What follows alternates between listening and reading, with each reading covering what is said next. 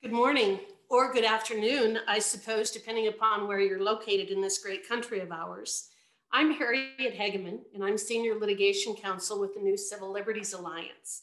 I would like to welcome all of our guests to the NCLA Lunch and Law program today. And we are hosting William Perry Pendley to discuss the administrative state, Reagan, Trump, and now Biden. William Perry Pendley has a long and storied history in governmental policy, primarily in addressing water and natural resource issues. Perry most recently worked for the Trump administration with the Bureau of Land Management, which we will oftentimes refer to today as the BLM. Perry is with us to describe his long history in dealing with the administrative state and to provide some perspective on what has changed in the last 40 years in the federal government. We will also engage in a brief discussion regarding what he believes we can expect from the Biden administration and potential opportunities to push back against administrative agencies run amok. And now for just a bit more background on our guest. From his time as Deputy Assistant Secretary for Energy and Minerals in the Reagan Administration, to his elevation to Deputy Director, Policy and Programs in the Bureau of Land Management by President Trump in 2019, Perry has seen and done it all. In between those two stints working with within the federal agency structure, Perry litigated for nearly 30 years as leader of a nonprofit public interest law firm with appearances before the United States Supreme Court, the 10th Circuit Court of Appeals, and numerous district courts. Perry has published no fewer than 5 books on fighting the tyranny of the federal government regulation in the Western United States, including The Sagebrush Rebel, Reagan's Battle with Environmental Extremists and Why It Matters Today. That was published in 2013. Perry has also written hundreds of op-eds and has appeared scores of times on radio and television, including on the Tucker Carlson Tonight program. Perry is a fellow Wyomingite. I've known him for many years. He grew up in Cheyenne, Wyoming. He served in the Marine Corps, worked on both sides of Capitol Hill, and practiced law in a small law firm in Washington, D.C. I know that our audience is interested in learning more about your work for the Department of Interior and to compare and contrast your experience in the Reagan administration versus your most recent stint with the Trump administration. Could you please provide some more insight as to the differences between those two?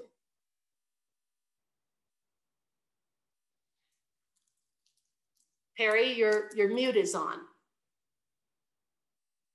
Perry, your mute is on.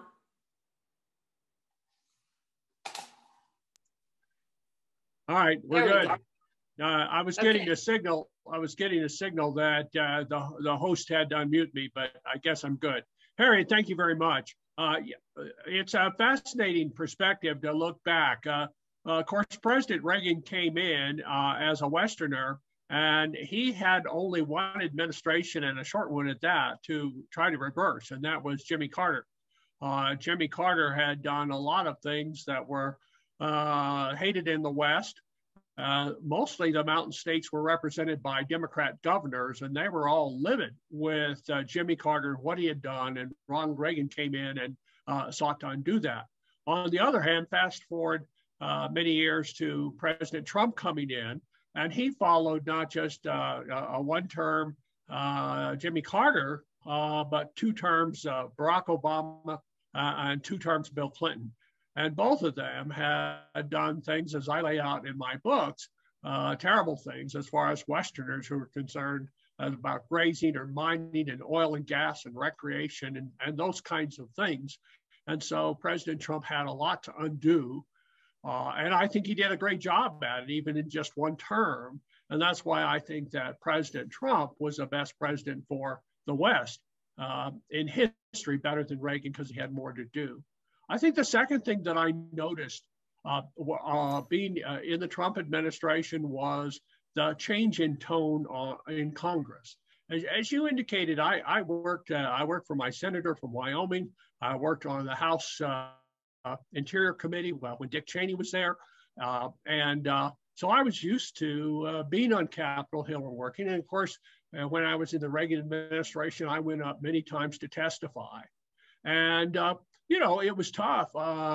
those of you with long memories remember Sid Yates, who chaired the Interior Subcommittee of the Appropriations Committee. And he was always a tough chairman to appear in front of. But I thought he was always fair and he was always civil. I think that's really changed. I was, frankly, my breath was taken away when I went up on Capitol Hill to testify. And just in the opening statements from these Democrats, attacking the witness even before the witness had uttered one word. So that was a huge change, lack of civility. And I'm not sugarcoating what happened during Reagan. People like to say, oh, Tip O'Neill and Reagan were best buds. Well, no, I mean, privately, but Tip hated Reagan and he hated what Reagan was doing. So there was a lack of civility there, but it was nothing like I encountered in the Trump administration. The final thing I would say that I think changed dramatically is the media. You know, as Westerners, and we were referred to in the Reagan administration as the Mountain Mafia, those of us from the Mountain West who came in pinstripe suits and cowboy boots. And but we could always count on, say, articles from the Denver Post or the Casper Tribune or the Billings paper, the Colorado Gazette, the Reno, Las Vegas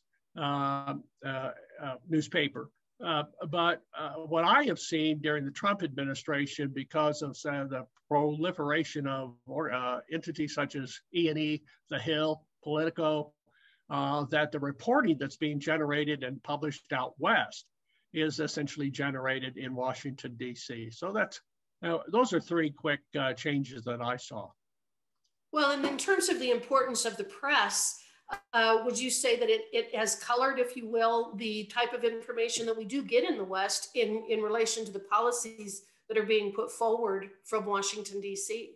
Well, that's absolutely the case. And we're going to talk about this in a minute, the move west, where we made the decision that the people who are running the 245 million acres, 97% or 99% of which is in the West, ought to be out west on the lands making decisions. So we made that move.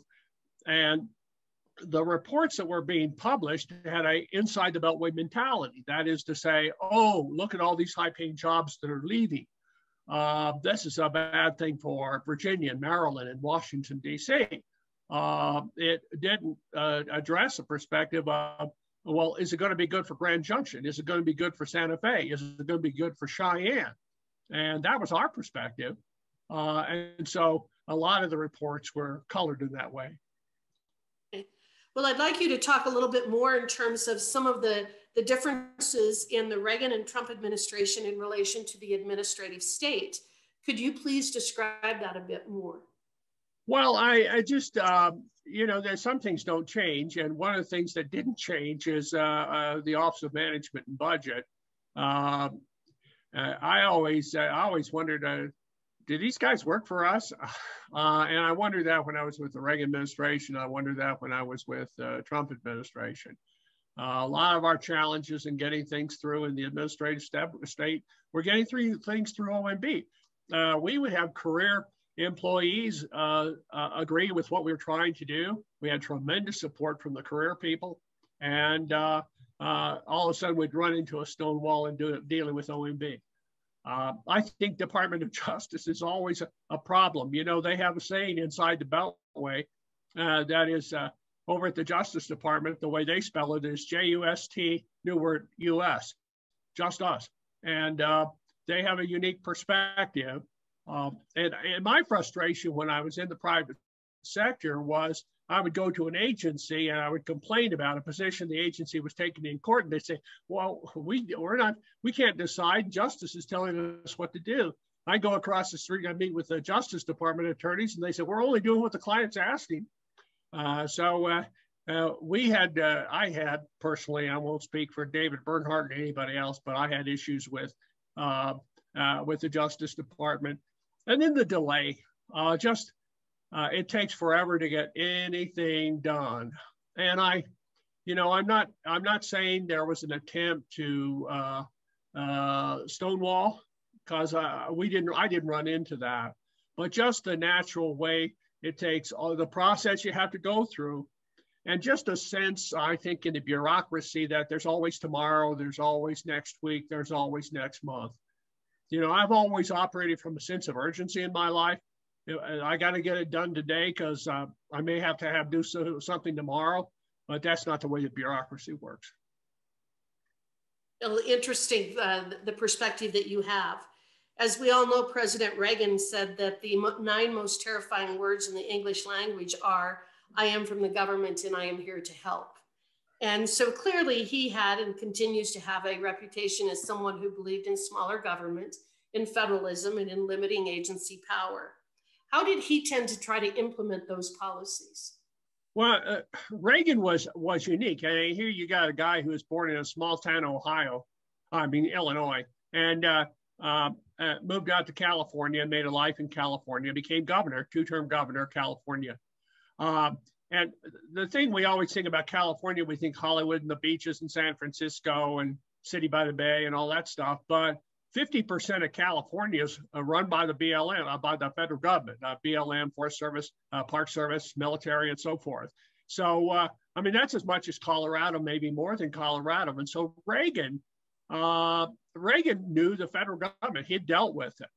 And one of the things that Reagan did after he was governor was, instead of going on television, he did radio addresses. And he studied and he researched and he wrote about his encounters with the federal government. And I've read those. They're in a couple of books of his, and they're just fascinating. They're really inside the Beltway stuff. You'd think, did he used to work for federal agencies? Because he writes like he did. He likes write, so he understood it. And so he came to Washington committed to doing something. He went to Boise during the campaign and said about the Sagebrush Rebellion, if there's, I'm a Sagebrush rebel, count me in. And the day he was preparing to be sworn in, he sent a telegram to so-called Sagebrush rebels in Salt Lake City and said, there's a new sheriff in town and we're doing things differently. And so he had a perspective. He hired 3 men who talked to him and knew what he wanted to do. Jim Watt, Don Hodel, who was with Jim in the early days, and then Bill Clark, President Reagan's closest friend in Washington. So you look at his books, you look at his writings, and he knew what he wanted to do about the West. He had a perspective, and he hired people to get it done. And then when one of those people would leave, like Jim Watt or Bill Clark, he'd hire somebody else who he knew would get it done. And so he was really hands-on. He set the mission, and he gave it to people to get it accomplished, and he did. So from the standpoint of his successes, it sounds like personnel was very important in the Reagan administration. Oh, it absolutely was. And just to give you a little vignette, when Jim Watt left, when he departed, the people in the White House, all the staff in the White House said, we need to find somebody to replace Jim Watt with. And they approached Manuel Lujan. The late Manuel Lujan was a congressman from New Mexico, a friend of mine, a guy that I work with. And they were going to offer him up because they thought the optics were real good. But in the meantime, Reagan had called in his best friend, Bill Clark, and said, Bill, I want you to go over and put oil on the waters. Now, that sounds like kind of an oxymoron, kind of a weird expression, but it's an old time expression about calming things down. I want you to go over and put oil on the waters, but keep doing what Jim Watt's doing. And then he walked out in front of the media and made the announcement. And of course, all the staff people, their heads exploded because whoa, the boss is thinking for himself. Big surprise. So would you give us some insight into President Trump? And did he have a similar agenda as President Reagan? Thank you. I'm sorry. This is a curious thing because President Trump is from Queens. He's from New York. What's he know about the far side of the Hudson, and the East River? And so, I wondered, but he got in and he immediately did, I thought, 3 things that were very important to me. Number one, he appointed Neil Gorsuch to the Supreme Court. Now, he had other options. There were, Neil Gorsuch was not a shoo-in. The media discussion was, that that judge from the Sixth Circuit, he looks real good, or maybe Trump's sister or so, or whatever. But he named Neil Gorsuch, and that was a brilliant appointment, because the last Westerner we had on the Supreme Court was Byron White, for whom Neil Gorsuch had clerked. In addition, and this is something a lot of people didn't focus on, but I did because I was in the Reagan administration, Neil's mother, Justice Gorsuch's mother, Anne Burford Gorsuch, was the first woman to head up the EPA, and she was run out of town. And he was a young man, I think a high school student at the time. He never forgot that. And I thought that would be helpful. And also, he was born in the West. He lived in the West. He practiced law in the West. He understood mining law. He understood grazing. He understood oil and gas. He understood Westerners. And I thought that was real cool that the president put him on. The second thing the president did was he pardoned the Hammonds. And that's sort of a Western deal. The Hammond family in Oregon, they ran in, if you have a grazing allotment and you're not having issues with the Bureau of Land Management, then man, you're ready for sainthood, because every rancher has problems with the BLM. I mean, it's just, you hope it's a good relationship, but often it's not. And it wasn't with the Hammonds for a variety of reasons. I won't get into it, but the Hammonds did what the federal government, state governments do all the time. They set a backfire to prevent a fire from sweeping onto their property. Everybody does that. And what happens? I mean, when I say everybody, the federal government does, the state government does, private parties do it. And they did that, and it got out of control. And it swept onto some BLM lands. Well, that's a trespass. And they should have been fined for a trespass, but instead the Obama administration decided to prosecute them for terrorism, and sent the old man, the father, and the son, who's not all that much younger, off to prison for 5 years. And I thought it was an outrage, and so did Westerners. We know what a trespass is, and we know what terrorism is. And President Trump pardoned the Hammonds, and I was proud of that, pleased with that. I'd written an op-ed about it. And the third thing, and I could name more, but he ordered a review of the national monuments, the use of the Antiquities Act, yes, to designate national monuments. Now, this is the subject of a real long discussion, but the Antiquities Act was written in 1906. And there's been a lot of laws passed since 1906 to allow us to protect the special things that are on public lands. We don't need unilateral action by a president under the 1906 Antiquities Act anymore. And nevertheless, Obama and Clinton did it and abused it. And President Trump came in and said, let's do a review of that, Secretary Sankey, and let's get a bottom line, and then ultimately reduce the size of a couple of monuments in Utah. In terms of the major directives coming out of the Trump administration, can you describe some of those from the standpoint of working with the BLM? Well, absolutely. The president did several things and that were important. Number one was energy independence. That was huge. And just let me give you a slight perspective on this. My late friend from Wyoming, Mick McMurray, from Casper, he used fracking on an old BLM lease out in Pinedale and discovered the Jonah field, the largest gas field, I don't know, in the country, maybe in the world, I don't know. It's huge. Still producing. The majors are producing it right now. Then fracking took off across the country. But fracking took off during the Obama administration on private land because Obama couldn't do anything to stop it. And it took place on state land because Obama couldn't stop that either. It didn't take place on federal lands, like in Wyoming, my home, in Converse County, for example. Where we have an opportunity to develop oil and gas there. And so Trump came in and said, well, that's totally crazy. Let's develop that. And so energy independence was key. And the month I went into the department, we achieved energy independence for the first time since 1957. It was a remarkable thing. I'm a Marine. My older son's a Marine. And to the degree we have sent our sons and daughters to fight wars because we need to guarantee energy supplies, we'll never do it again because of that. The second thing I think was very important is reduce fuel loads. Yes. you know, every school kid used to know that to make a fire, you need heat, you need fuel, and you need oxygen. And I don't care how hot it gets, if there's not fuel to burn, it's not going to burn. And we got a ton of fuel out there on the prairie. And for BLM, it's mostly prairie. And so we got to get rid of that hazardous fuel. The president ordered us to do that. And the third thing he ordered us to do was reduce regulations. I think those were three big things for the Bureau of Land Management.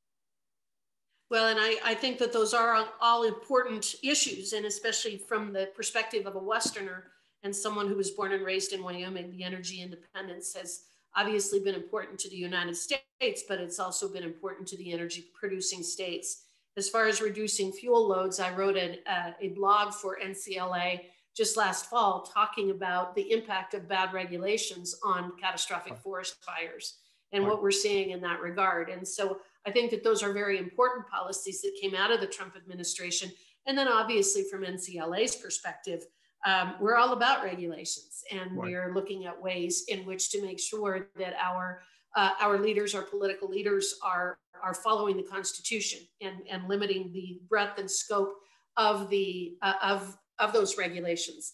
I do want to ask you one quick question that I received from the audience that I think is dovetails with what you were speaking about just a minute ago, being the monuments. And the question that was submitted is, what advice would you give Utah County governments who don't want the Bears Ears or Grand Escalante monuments expanded under the Antiquities Act? Well, excuse me. I saw a tweet out by Senator Lee from Utah thanking the secretary for coming out to Utah and meeting with Utahns on the monuments.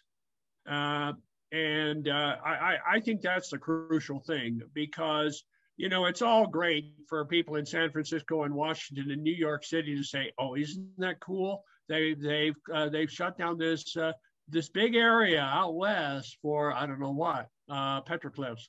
But when you get into counties where 70, 80, 90% of the county is owned by the federal government, and you say, well, how are we going to run our schools? How are we going to run our hospitals? How are we going to run law enforcement? And how are we going to get the kids to bring their grandkids back and live here in Utah, where they grew up, near grandma and grandpa? And that requires jobs, and it requires the use of public land. And so I think the secretary, I think it's really important. You know, she because she's an American Indian, she talks about American Indians and addressing their concerns, and I think that's totally awesome. But the American Indian community, like any other community in the country, does not speak with one voice. I mean, she came in immediately, said we're going to close down fracking, and heads exploded among American Indians out west in North Dakota, the Ute peoples in Utah, in Colorado, where they're dependent on oil and gas development. So I think the advice is, do what you did, Madam Secretary, go out and meet with the local people, but you know, don't give them the old cold shoulder. Listen to what they have to say. Wonderful, thank you. In terms of carrying out President Trump's agenda and what you've identified, the energy independence, reducing fuel loads, reducing regulations, what were some of the things that you did in order to carry that out in terms of the Bureau of Land Management specifically? Right, well, to carry those three orders from the boss, from the president, and the secretary issued his own order. So the president issues an executive order, secretary issues a secretarial order. And so the secretary issued secretarial orders. On oil and gas, one of the orders was follow the law. As you know, as a Western attorney, there's the Mineral Leasing Act of 1920, and it requires, let me emphasize that, it requires the Bureau of Land Management to conduct quarterly lease sales of BLM lands in states. And so immediately we moved forward, we did the due diligence, we did what was required, and the state directors for the Bureau of Land Management began to conducting the sales. And we had, at the close of 2018, one of the biggest sales in the history of New Mexico. Hundreds and hundreds of millions of dollars poured in bonus bid for development of oil and gas leases there in the Permian Basin in New Mexico and Carlsbad. under the Mineral Leasing Act, we're required to conduct quarterly lease sales. That is to say, every quarter, the BLM lands they're not closed because they're wilderness or whatever are made available for development. And we had a record-setting lease sale in New Mexico in the Permian Basin, down in the Carlsbad, Hobbs area, and it was huge. Brought in hundreds of millions of dollars to the local people. The former congressman from the area, a Democrat, said, "Hey, you shut down fracking today, we'll close our schools tomorrow." That's how intertwined oil and gas is in New Mexico.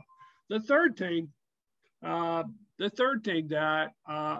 I wanted to mention is the reduction of paperwork with regard to EISs. One of the things that's happened under the National Environmental Policy Act is these bureaucrats, and I'd say that with fondness, these career employees, they have to prepare a document. You're gonna take a major federal action that has a significant effect on the human environment. You have to do a report, and these, because the lawyers are saying you got to make sure we don't get sued, and you got to make sure that if we get sued, we win.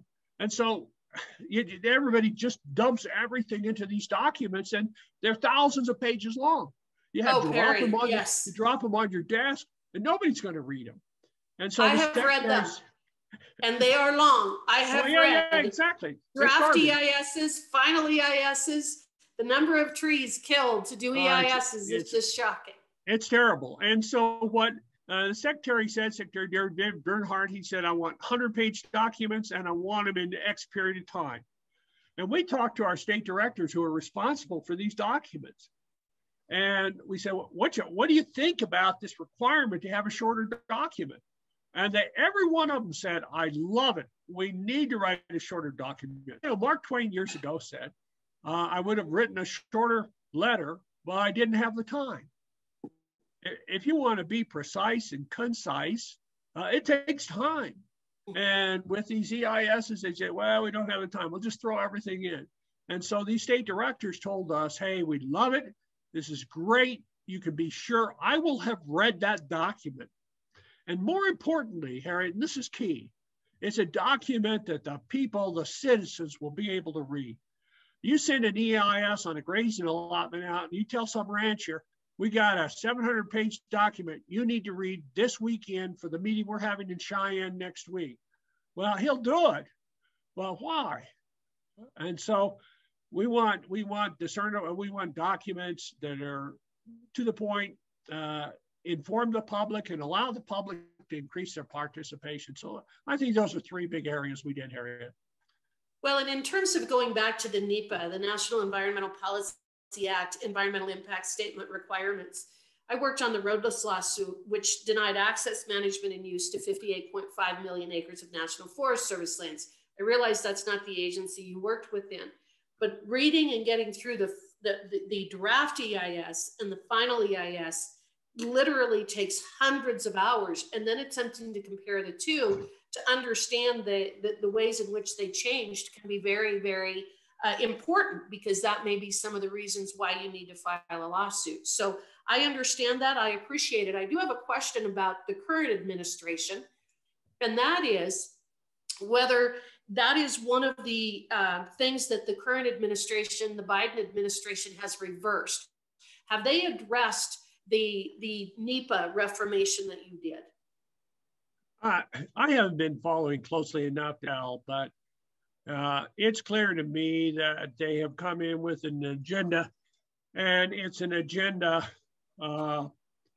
that is government-wide, and it's I don't know, it's all wokeness all the time. It's all political correctness all the time. It's all systemic racism all the time, and so forth, and it's all climate change. There was a tweet over the weekend from the Department of the Navy, and I don't know if you saw it, but the little symbol of the Department of the Navy, the eagle with the wings spread, had a little surgical mask on. So, you think, what's the mission of the Navy? I think the mission of the Navy is to keep the Chinese from causing mischief in the Pacific.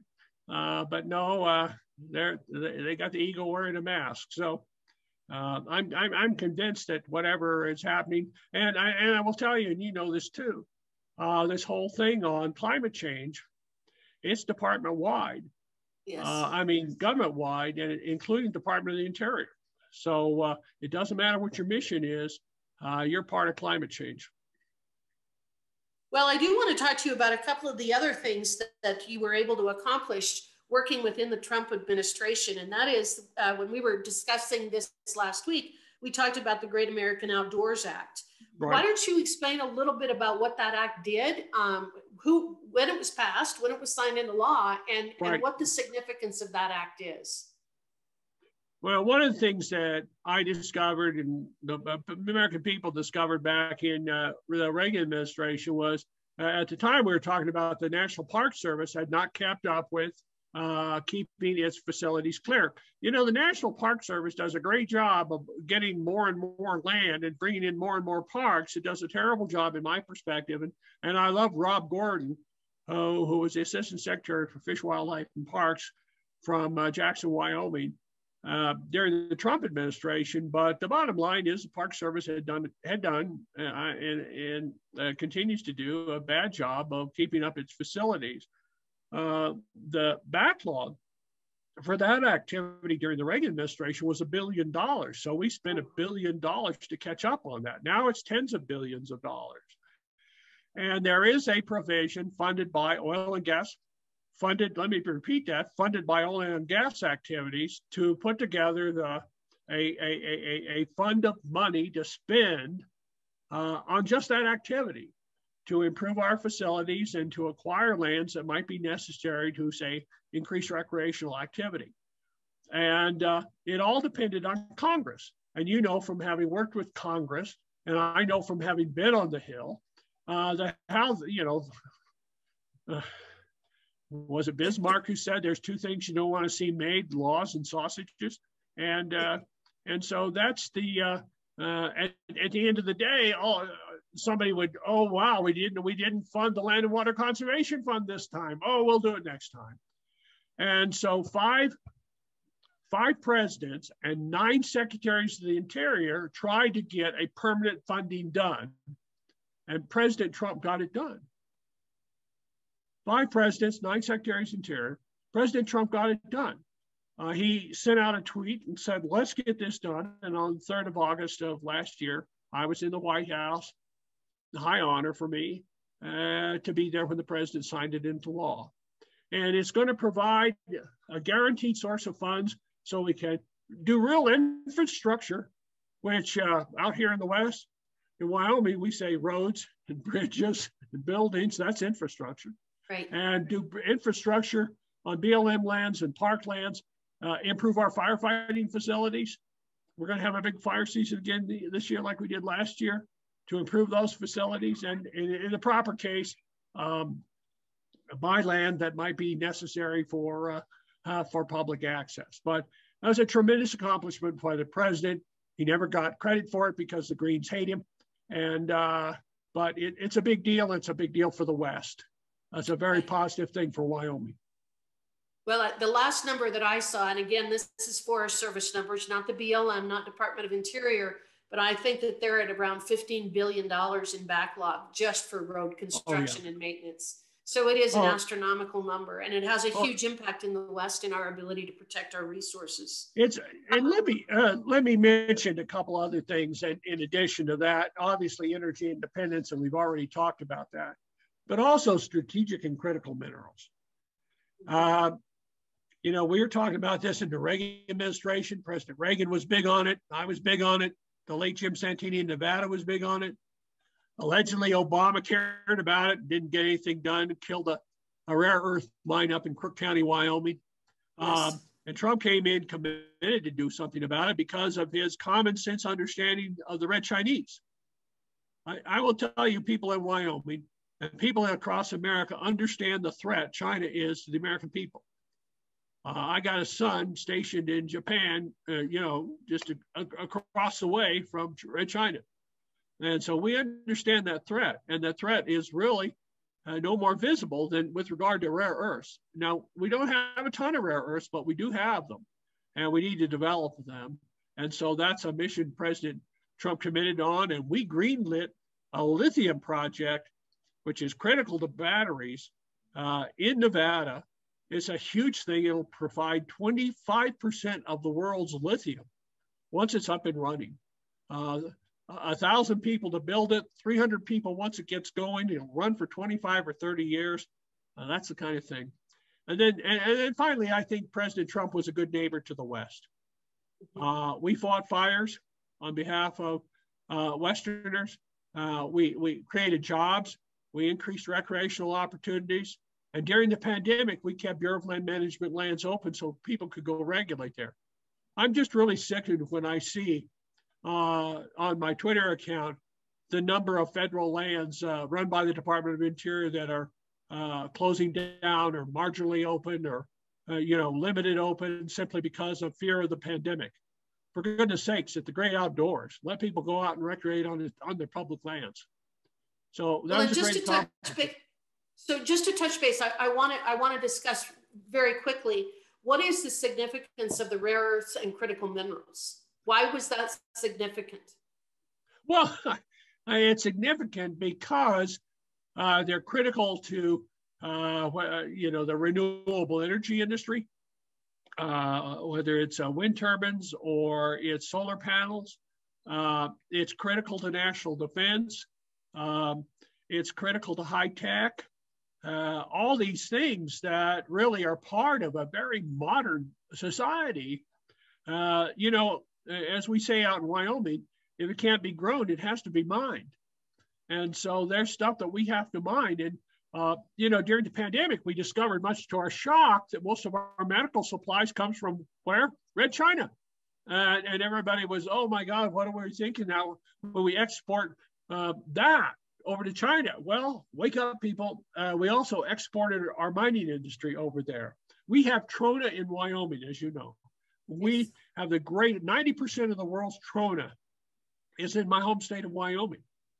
But we are being undercut by China, which is creating trona artificially, synthetically, using ammonia, and then sending it to us with government subsidies from the Red Chinese. And so people in Wyoming, we can't compete. But well, Kazakhstan, there are a couple of other countries as well. Kazakhstan is another one where we're being undercut in terms of our trona. That's critical. I do have one question that has come up from one of our guests. And the question is that the comment is that it seems that the Land and Water Conservation Fund is used to acquire more property, not infrastructure repair. Are there sideboards on the use of these funds that you are that we may be unaware of? Well, we tried to put some limits on it because we thought the better thing to do was to spend the money to take care of land that the government already owned. Although the nicest facility in any Western town is a Bureau of Land Management or a Forest Service office. I know because I've been there. Yes, they are beautiful buildings. Nevertheless, the roads and the bridges and the buildings that the public uses have fallen into disrepair over decades. And that's because the government's spending money on other things. And here, President Trump created funds to make available for those activities. Now, what the Biden administration does with it, I don't know. But our position at the Department of the Interior, and this is, you'd asked me earlier, what was the big difference between Reagan and Trump? Well, Reagan wanted to get rid of the public lands. Some of the public lands, he thought the government owned too much. And President Trump was committed to keeping the public lands. That was our mandate when we came in. We're not going to sell it. We're not going to release it. We're not going to send it away unless Congress tells us. Congress is in charge of the public lands. If it says sell Blackacre, we sell Blackacre. But President Trump was committed to that, and we adhered to it. We'll see what the Biden administration does, but our position was that we were not going to be acquiring land unless the local unit of government says, this is okay. This works for us. This will bring in more jobs, or this will not cause us to lose jobs. But you go to, places like throughout the West, California, Oregon, Wyoming, where 90% of the land's owned by the federal government. They can't afford to lose much land. Right. I agree with that. So I would like to talk to you about whether you could identify maybe the 4 or 5 of your top accomplishments with the Trump administration in working with the Bureau of Land Management. Well, yeah, I was proud to be there. We all had to do our resignation letters in the peaceful transition of government, and so I wanted to mention what we had done, and I tried to keep it down to about 3 things, but ended up with 5. We fought fires last summer during the pandemic, and a year ago, more than a year ago, 13 months ago, we were all sitting around. The pandemic shut down. Remember 15 days to flatten the curve a year ago. So we were in the beginning of that. We were maximum teleworking, and we all knew that the summer was coming and we we're going to have to fight fire. But we also were concerned about the pandemic. So we went to our medical people and said, what kind of protocols do you recommend that we adopt to fight fire? And I will tell you, Harriet, the Forest Service was dragging its feet. State and local governments were dragging their feet. Other agencies were dragging their feet. And I took the position as head of the BLM. We're going to go wherever we have to go to fight fire. We're going to try to protect our people from COVID, but we're going to fight fire. And we had a situation in southern Arizona. There was a fire on National Forest lands, U.S. Forest Service lands. The Forest Service would not respond. And we sent 3 engines from Montana BLM in to fight that fire. And so we made a commitment to do that. It was one of the worst seasons ever. We didn't lose a single employee to COVID, and we fought fire. I'm proud of that. The second thing I'd mention is, and I've already mentioned that we stayed open during the pandemic. And that wasn't just me. That was state directors who put the order down into the district and the field offices and said, we're going to keep our lands open, 245 million acres, a lot of it recreation. I went on the Tucker Carlson show and I talked about it.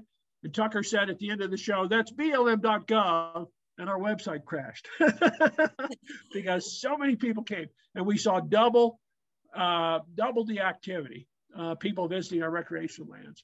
I think the third thing, of course, is the move west. I think that was so critical. We had 550 positions in Washington, D.C. Do you know where they were located? Your listeners in Washington will understand this. They're located over by the National Baseball Stadium, right there where that Uber driver was murdered. That's where their office was. And this wasn't the reason, but we wanted to get those people out because 99% of the lands they're working on is out west, Wyoming, in the Mountain West in Alaska. Excuse me.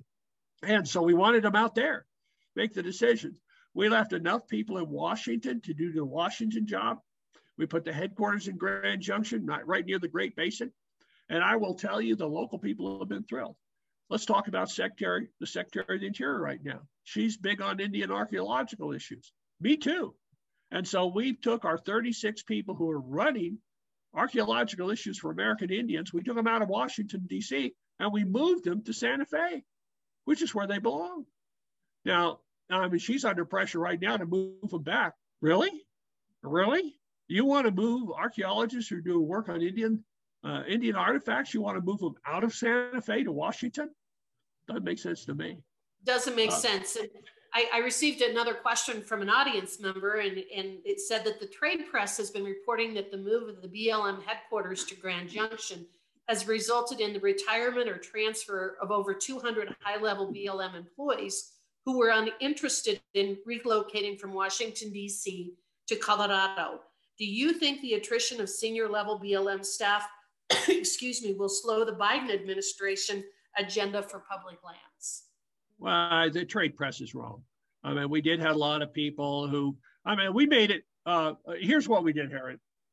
A lot of those jobs were unfilled. They simply, one of the reasons, it's hard to get experts in outdoor recreation, Western outdoor recreation. You tell somebody who loves to who not only does that work, but also likes to go out and do it himself or herself, you say, now we want you to move to Washington, D.C. and do that. What? You know, I live in Grand Junction. I live in Utah. I can go out and recreate on these public lands. You want me to live in Washington, D.C., where I have an hour and a half, 2 hour commute one way? No, I'm sorry, I won't do that. So a lot of those jobs went unfilled. And so we wanted to fill those jobs.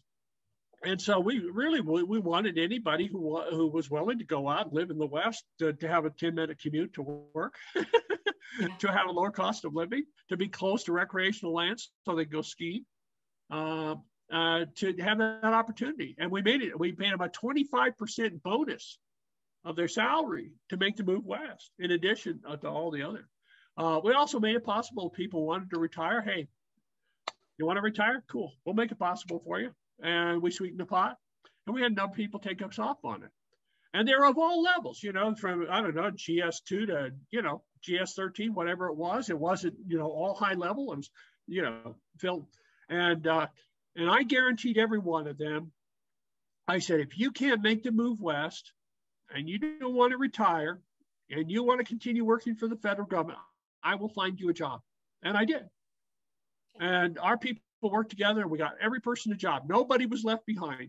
The union came in and said, oh, we're going to organize all these people because you're being so mean. And at the end of the day, the union walked away.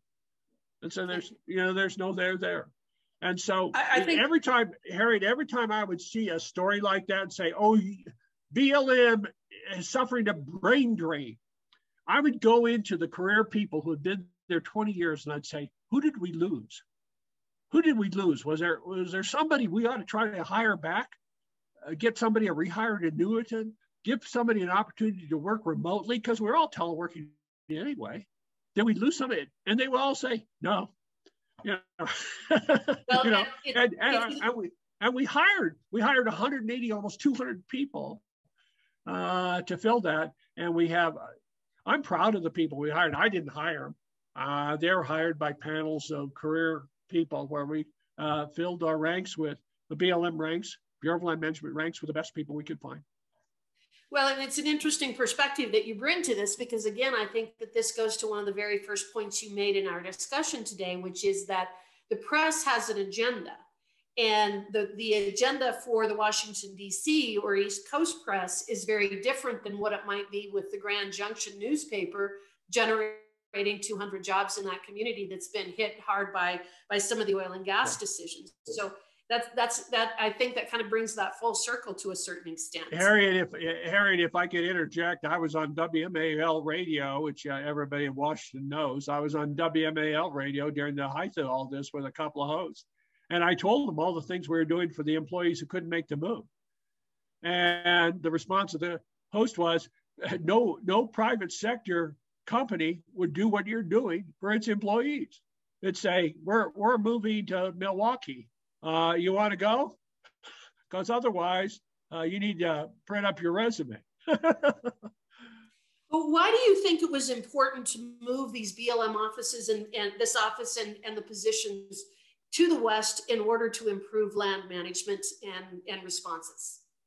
Every day at the Bureau of Land Management, when I was in Washington, D.C., before I was transferred out here to run the office, we made decisions every day on three things: a piece of paper, a map, and a photograph. That's it. So you're making a decision on, for example, wind towers out of Medicine Bow, Wyoming, west of Laramie. And that's what you're looking.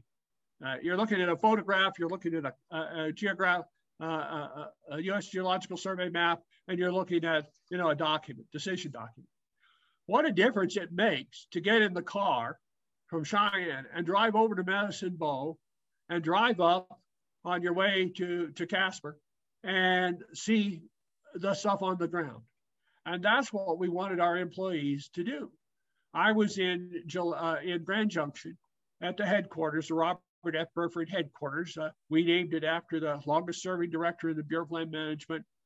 And that was under the Reagan Administration, Bob Burford. And I had to give a speech on wild horses up in Cody. So I I drove up to Cody, and on the way, I stopped at the field offices and the district offices. And on the way back, I stopped at more field offices and district offices of the Bureau of Land Management. And that's what our managers in Grand Junction can do.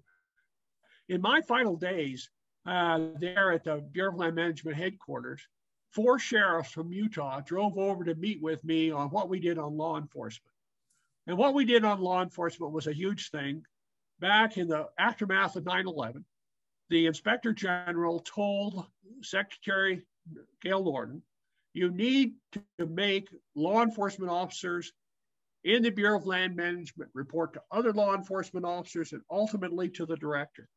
And instead they report to a district manager or a field manager or the state director, none of whom have law enforcement training. They have a 24-hour course and that's it. And you know, as a lawyer, every afternoon, the Supreme Court's changing the law with regard to criminal law. You look at the fast-moving activities on the streets of Minneapolis right now. We need law enforcement professionals running them. So I made that change. Heads exploded when I did, but it was the right thing to do because it was what the IG told us to do. And the top law enforcement officer in the Department of the Interior said that's what we needed to do. So in my final days over at the headquarters, 4 sheriffs from Utah drove over to meet with me and thanked me for doing that and saying, we're glad to see you restoring the professionalism of BLM Rangers and special agents. And we wanted to come thank you. And I said, well, I really appreciate you doing this. Would you have flown into Washington to thank me if I were back there? Oh, he said, hell no. we could grab a rig and hop in the rig and drive over to Grand Junction because, you know, it's just a drive. You know, we Westerners, we're used to driving, but, you know, to get to a place. And that's the key thing, that they have the headquarters in the West and all these managers in the West. Our wild horse people are in Nevada. 60% of the wild horses are in Nevada. I think the managers ought to be there. Right. Our renewable energy, BLM renewable energy people are all in California. That's the epicenter of renewable energy. Our oil and gas people are down in Carlsbad.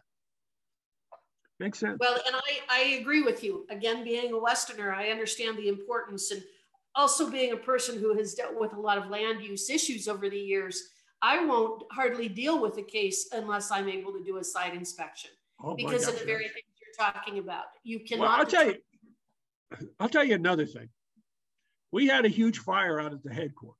The Pine Gulch fire was the biggest fire in Colorado for a while. It went to about 132,000 acres, and then the Cameron fire went further.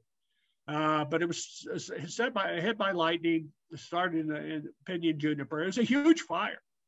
And if I were in Washington during that fire, I would know in my head there's a fire in Grand Junction.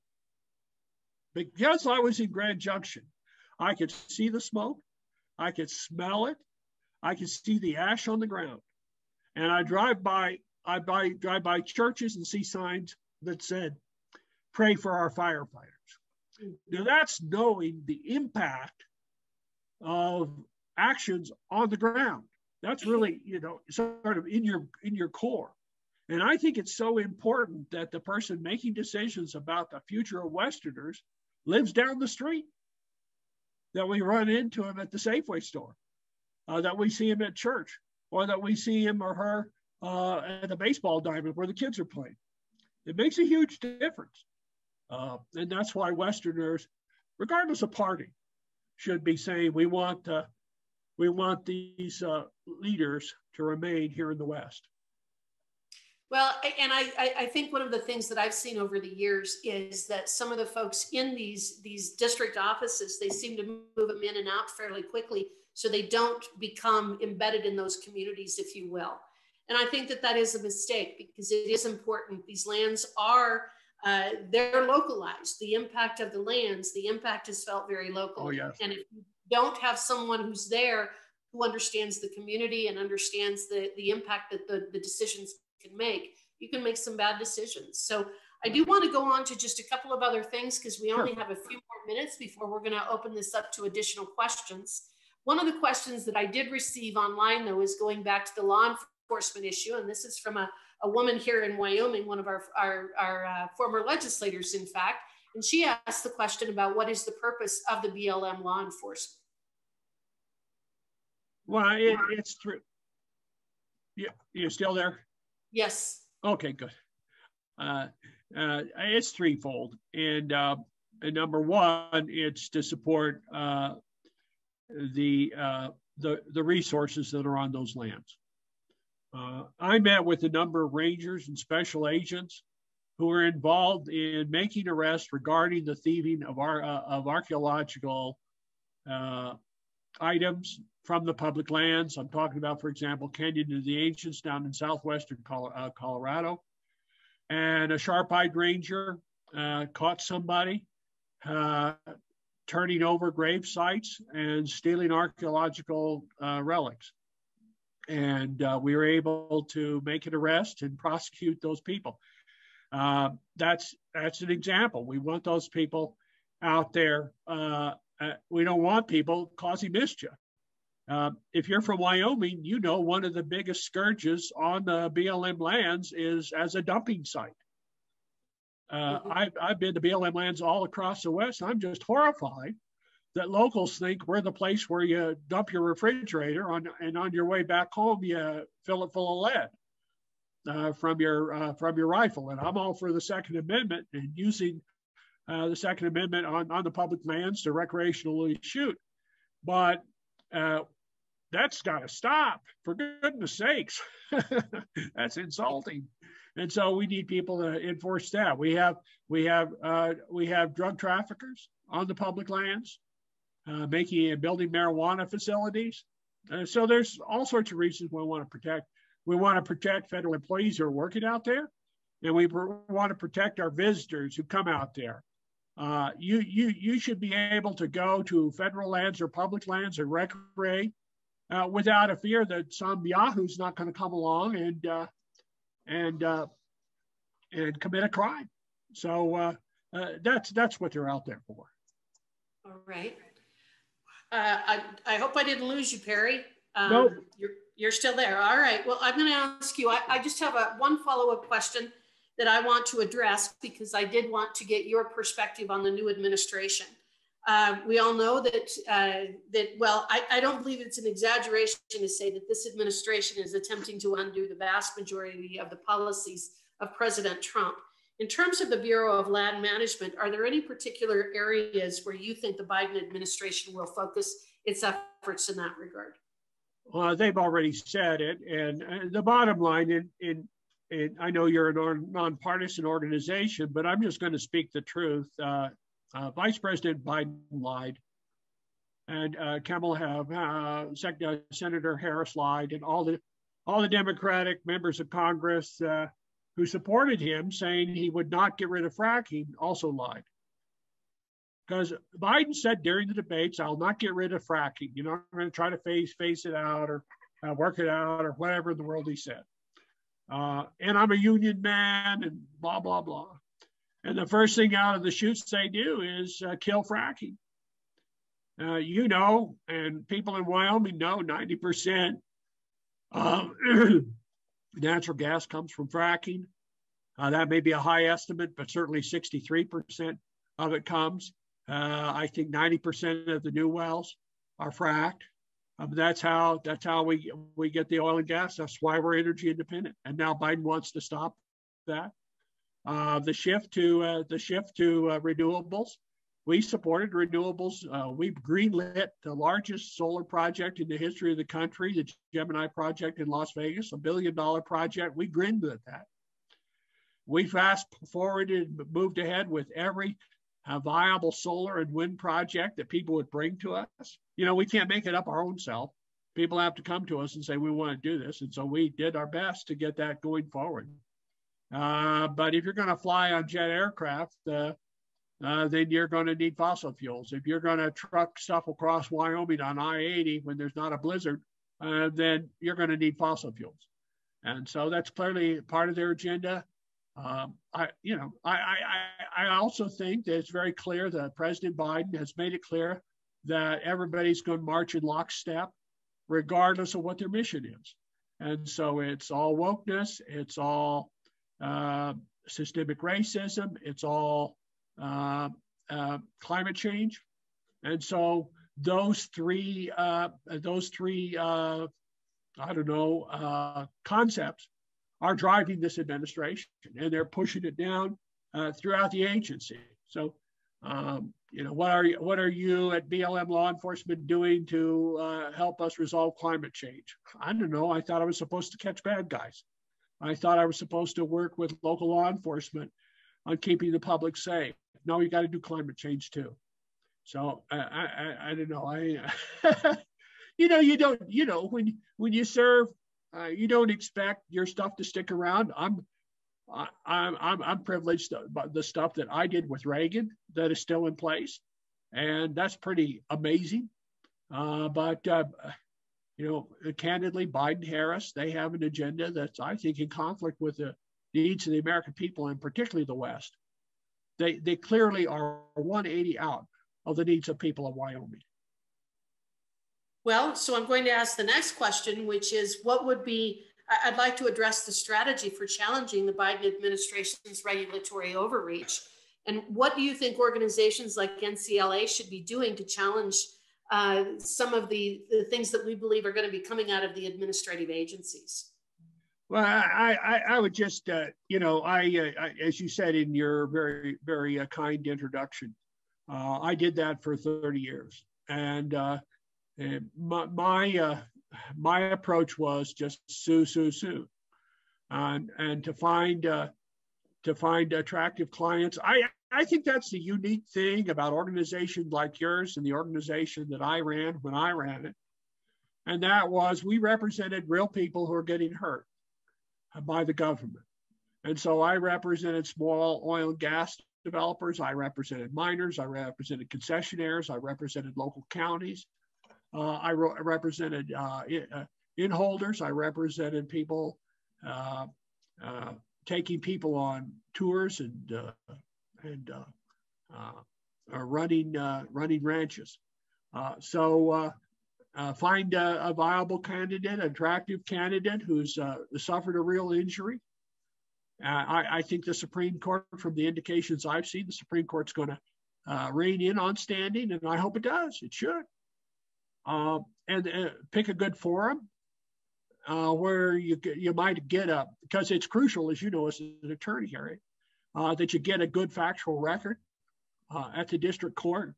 You don't want the Supreme Court trying to figure out what the facts are. Right. And then set your eyes on the Supreme Court if we can get there before Biden tries to FDR it.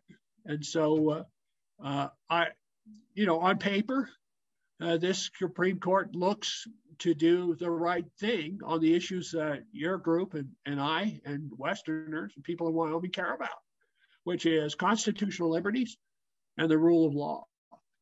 The one thing I would say, and I know I have great admiration for your founder, Professor Hamburger, when he had a book presentation down in Pueblo, Colorado Springs. I went down to it. I had him come back and speak to the organization I was running at the time. I met with him multiple times up at Columbia to try to find litigation we could go forward with. And I know you approach with a certain perspective, but I would caution you to do not let, they say a foolish adherence is the hobgoblin of small minds. A foolish consistency is a hobgoblin of small minds. And so don't be foolishly consistent with regard to, say, Humphrey's executor or whatever, something like that. And but the objective should be to try to win. And I mean, that's sort of course it is. But it's very important in these early days that to establish some victories over the lawlessness of the Biden administration. And I don't think I'm exaggerating when I say the lawlessness of the Biden administration and its tone deafness and its unwilling to hear. Take the border situation alone. And I was on the border on behalf of the Trump administration. I signed documents to send land to allow the Corps of Engineers to build on BLM lands to protect our natural resources and protect the American public. And so I was on the border, and I was there with the border people, and I watched what was happening in Mexico and what was not happening in America because of the wall that Trump created. And we have local people all across the southern border, in Texas, in New Mexico, in Arizona, in California. They're saying, "My God, Mr. President, come and see." They say, "Vice President, come and see, for gosh sakes. They're killing us down here." And the vice president won't even go down. She's been tasked by the president, won't go down. I mean, that's a tone deafness and an unwilling to listen that I haven't seen. And so I think people are very frightened right now. I think people are very discouraged. And when you see victories in court that limit this abuse, I think that's very positive. And I think the greatest thing that you all could do early on is to not put a couple of notches in your belt for victory, whether it's consistent with your long-term view on where the administrative state should go. Well, and I appreciate those comments. One of the things that I have enjoyed in working with the NCLA is the quality of the attorneys and the staff that we have there. And you guys are first rate. Yes, it has been wonderful. I've learned just a ton in the 2 short years that I've been there, including the year that's kind of been taken away from us in not being able to be in the office and interact with everyone every day. Right. I will assure you that we are looking for the kinds of cases that you're talking about, trying to move forward with addressing the agenda that is coming through executive orders. As you probably know, Philip's philosophy is that we have a constitutional foundation, including the separation of powers, and that's always been very important to him. It's something that we focus on pretty extensively. I do have one more question. Let me just interject there, and this is something you all know and all your outstanding lawyers know, but I want to say it for the other folks who are listening. And the sort of the conventional wisdom that was mistaken, that Professor Hamburger sort of said the emperor has no clothes on, was this concept that the administrative state was a creature of the growth of government, the massive increase in the size of government. And we just had to do it because it was just too hard a job for Congress to do and the president to do. And we just had to create this thing. And what Professor Hamburger says, and I hope I'm not doing a disservice to his book, but he says, no. This was going on during before the Magna Carta. This is the kind of abuse the kings were doing. And so don't be fooled that they're doing it because the government's too big. It reminded me, when Jimmy Carter was so, pitiful as a president. And the articles of the time, for those who weren't around, those who came in late, the articles at the time said, "Oh, wow, maybe this job is just too big for one person." I remember that. Jimmy Carter couldn't do it. I mean, he could manage the tennis courts and run foreign affairs. Woe is us. And Reagan came in and demonstrated that it could be done. And so it wasn't too big, and just as the professor has demonstrated. So that's a great contribution. And these bureaucrats, but they've got a bad leader going on, and he has a mission. It's not what he told us it was, but hell, those of us, pardon me, who are paying attention in 2020, or frankly had watched Joe Biden over 47 years in government, we knew what was coming. So we shouldn't be surprised, and I'm not. Well, then I have one last question to ask you, and it relates to the Bullock lawsuit out of Montana. Would you please explain just very briefly what that was about and what the outcome was and what you think the impetus behind that lawsuit was? Well, it was all political. I mean, I'll just tell you it was all political.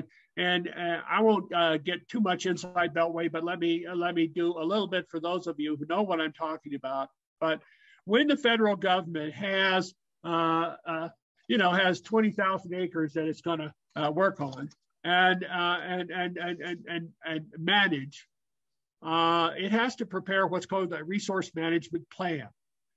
And so we prepare these resource management plans and say, well, we're going to have some oil and gas, we're going to have mining, we're going to have recreation, we're going to have conservation, we're going to have wilderness areas, we're going to have areas of critical environmental concern, and all the grab bag of things that the Bureau of Land Management does. It is truly a multiple use, as that term is defined, a multiple use agency.